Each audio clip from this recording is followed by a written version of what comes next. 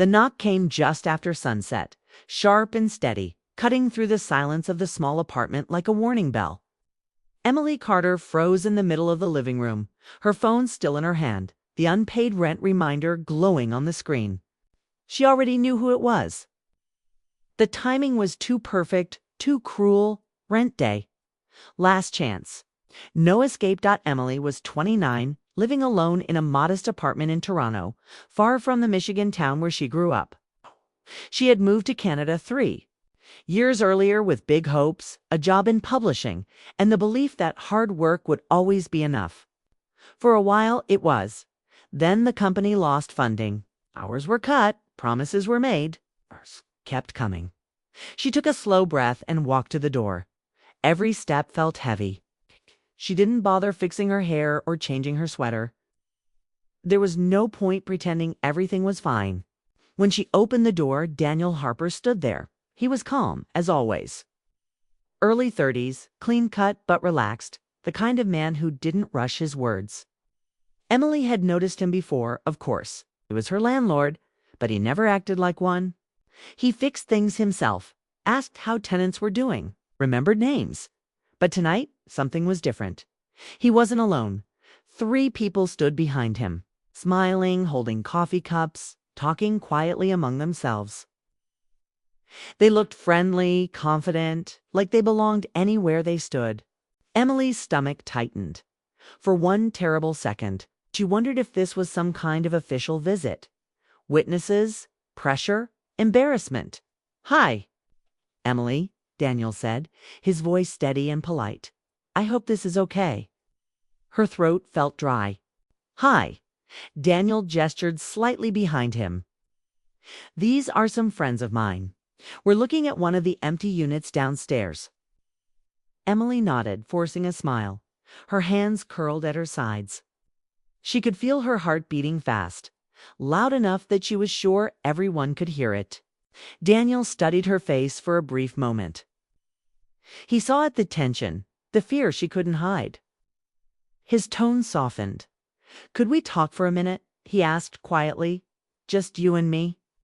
She nodded again and stepped into the hallway with him.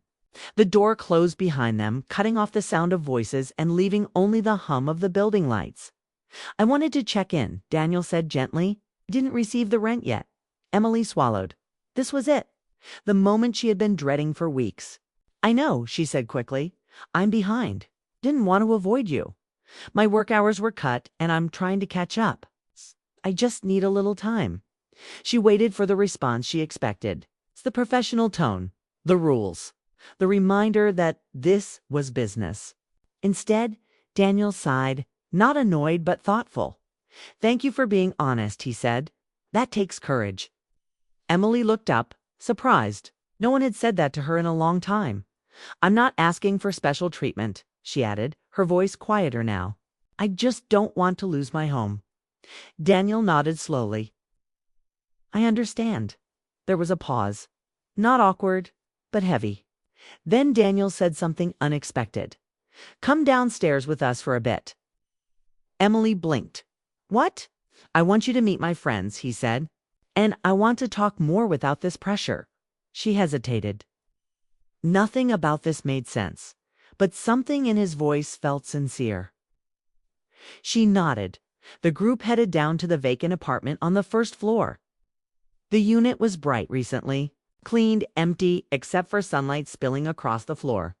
The air smelled like fresh paint and coffee. "This is Emily," Daniel said as they entered. "She lives upstairs." Jenna, a woman with warm eyes and an easy smile, stepped forward first. "Nice to meet you." "Same," Emily said, her shoulders relaxing just a little. The others introduced themselves. Mark joked about the size of the living room. Lucas commented on the windows. The conversation was casual, normal. No one mentioned rent. No one looked at Emily like she was a problem. As they talked, Emily felt herself breathing easier. She realized how long it had been since she had stood in a room without worrying about money. At one point, Jenna smiled at her and said, "Daniel mentions you sometimes." Emily glanced at him, surprised. "He does." Daniel looked slightly uncomfortable. Only because you're a good tenant, he said quickly. The words warmed her more than she expected. After a few minutes, Daniel asked Emily if she could stay back for a moment. The others stepped outside, still chatting. This building belonged to my parents, Daniel said, his voice quieter now. They believed that a place to live should feel safe, not stressful. Emily listened, unsure where this was going. I know times are hard, he continued. For more people than we admit. She nodded. Feels like failing even when you're trying. Daniel met her eyes. It's not failing, it's life. The words hit her harder than anything else that day. I can't pretend the rent doesn't matter, Daniel said carefully. But I don't want to handle this like a machine. We can work out a plan. Emily's eyes filled with tears before she could stop them. She turned away, embarrassed. Thank you, she whispered. Daniel didn't rush her. He gave her space, respect as they walked back upstairs later. The fear that had lived in Emily's chest for weeks felt lighter. Not gone, but manageable. At her door. Daniel paused. We'll talk more tomorrow, he said. You're not alone in this. Emily nodded, her voice steady again. Good night, Daniel. As she closed the door behind her, she leaned against it and let out a breath she felt like she'd been holding forever. The rent still wasn't paid. The future was still uncertain, but something had changed. And Emily couldn't shake the feeling that the knock she feared might be the moment everything began to turn. The moment Emily stepped into the vacant apartment downstairs, something shifted. The air was warmer here, sunlight stretching across polished hardwood floors, making the space feel alive. She had expected awkwardness, tension, maybe even judgment from Daniel's friends. Instead, she found laughter, casual conversation, and an easy rhythm that made her chest unclench for the first time in weeks. Jenna. The woman with the bright smile immediately caught her attention. You must be Emily, she said, holding out her hand. Daniel talks about you a lot. Emily froze, surprised. He does? She asked, her voice barely above a whisper. Daniel, standing a little behind her, gave a small, almost shy nod. Only the good stuff, he added. Emily felt a sudden warmth. No one had noticed her like that in a long time, like she mattered beyond bills and schedules. Mark and Lucas joined in, teasing each other about furniture arrangements and window views. Their voices were friendly, easy, the kind of laughter that made Emily's shoulders relax. She felt like an observer at first, unsure if she should participate. But as Daniel guided her into the conversation with small nods and subtle smiles, she began to talk, share, and even laugh. Every word felt lighter than the ones she had spoken to friends over the phone or coworkers online. The apartment, empty and bright, somehow made her feel seen. After a while, Daniel asked Emily to stay back for a moment while his friends stepped out to take a call. The hallway outside echoed faintly with laughter as they left, and for a few seconds the apartment felt quiet. Emily felt a mix of relief and curiosity. Daniel leaned casually against the wall, his dark jacket slightly rumpled, eyes soft but focused. This building, he said quietly, was my parents' dream. They wanted it to feel personal, not just a place to pay bills and leave. Emily blinked. She had always thought landlords were distant, transactional people. Never someone who carried a dream for their building or for the people living inside it. I didn't know, she admitted. Daniel's expression softened. Not many do. But I wanted you to see it. Really see it. You've worked hard to keep this apartment, even when life hasn't made it easy. Her chest tightened. No one had recognized her efforts lately. Every late night she spent working, every skipped meal, every borrowed dollar had all been invisible until now. And yet here was Daniel, acknowledging it quietly. Without a lecture or judgment, I can't make everything disappear, he continued. I can't magically pay the rent for you. But I can offer time, flexibility, and support. Sometimes that's enough to breathe again. Emily felt tears prick her eyes, but she blinked them away. Why are you doing this? She asked softly. You don't have to. Daniel looked at her steadily. Because I see you. And because sometimes the right thing isn't rules or deadlines, it's showing up for someone when they need it most. The words hung between them, quiet but heavy with meaning. Emily had spent so long trying to hold herself together that she had almost forgotten what it felt like to be seen, really seen. Her heart thumped in a way that startled her, not panic, not fear, but something new, something tender. When Daniel's friends returned, the atmosphere shifted gently. Emily wiped her eyes, straightened her sweater, and smiled. Jenna laughed softly at some joke Mark made. Lucas added a witty comment, and Daniel's small smile caught her off guard. It was a smile meant only for her. She wasn't sure why, but it made her feel lighter, less alone. They spent the rest of the afternoon exploring the empty apartment, imagining furniture layouts and decorating ideas. Emily found herself laughing more freely than she had in months. Daniel stayed close, explaining details about the building, stories about his parents, and occasionally letting a quiet glance meet hers. There was no rush, no awkward tension, just the ease of being in a room where she felt welcome, where mistakes and worries didn't define her at one point. Daniel leaned against a sunlit window and asked, "Do you want to take a quick walk outside? The air might help clear your head." Emily hesitated. It wasn't the suggestion itself, but the thought that someone cared enough to notice her well-being. She nodded, and they stepped out together into the courtyard. The city smelled faintly of rain and fall leaves, a mix that always reminded Emily of home. Even though home felt far away, they walked quietly at first, the kind of quiet that wasn't uncomfortable. Emily felt her thoughts untangle, worries about rent and bills floating somewhere in the background instead of pressing against her chest. "I don't even know how to thank you," she admitted. Her voice soft. Daniel shrugged lightly, eyes scanning the courtyard but somehow still focused on her. "You don't have to. Just promise me you'll ask for help when you need it. Life's not meant to be carried alone." Her eyes met his. The way he said it, gentle, patient, without pressure, made her chest ache in a way she couldn't explain.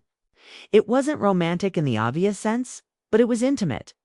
A closeness built from understanding, respect, and shared humanity. As they walked back upstairs, Emily felt different. The apartment didn't feel like a cage anymore. It felt like a space she could inhabit fully without shame or fear. And when Daniel paused at her door, she realized he had noticed the change too.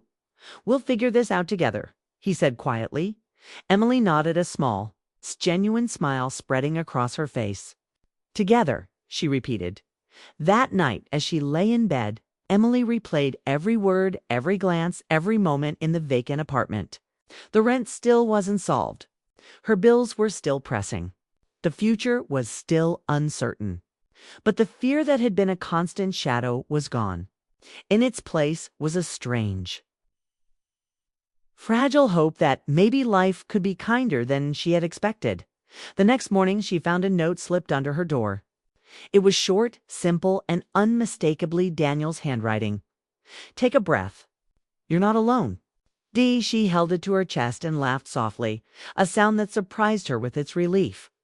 The day stretched ahead with possibilities she hadn't dared to imagine before. She could still struggle. She could still stumble. But for the first time in months, Emily believed that support could arrive in unexpected ways. Daniel's friends became part of this quiet new rhythm. They checked in, shared coffee, and included her in small, thoughtful ways. Jenna invited her to a weekend brunch. Mark offered advice for managing finances without pressure. And Lucas brought up local design events, casually including her ideas.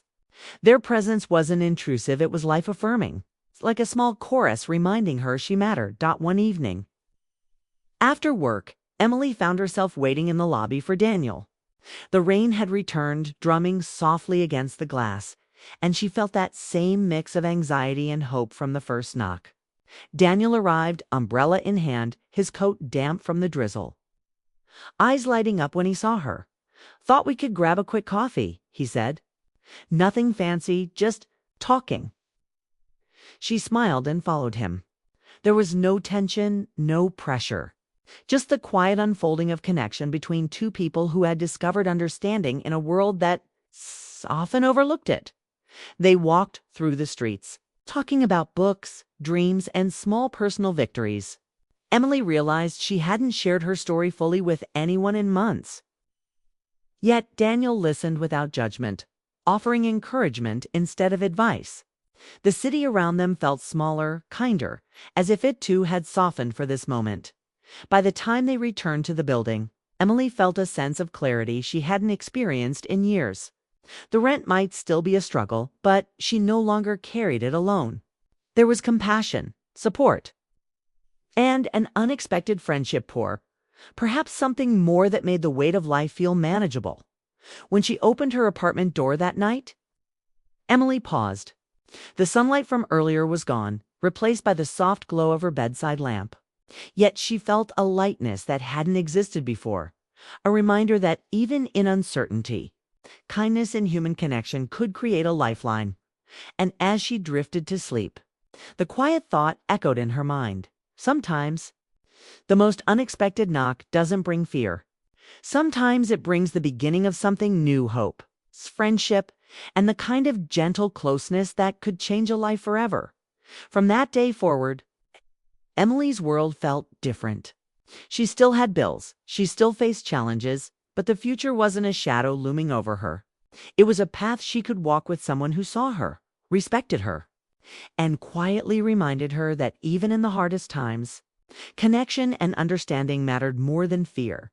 And somewhere in the simple, steady rhythm of life and small acts of kindness, Emily discovered that the world could feel bigger, warmer, and more promising than she had ever dared to imagine.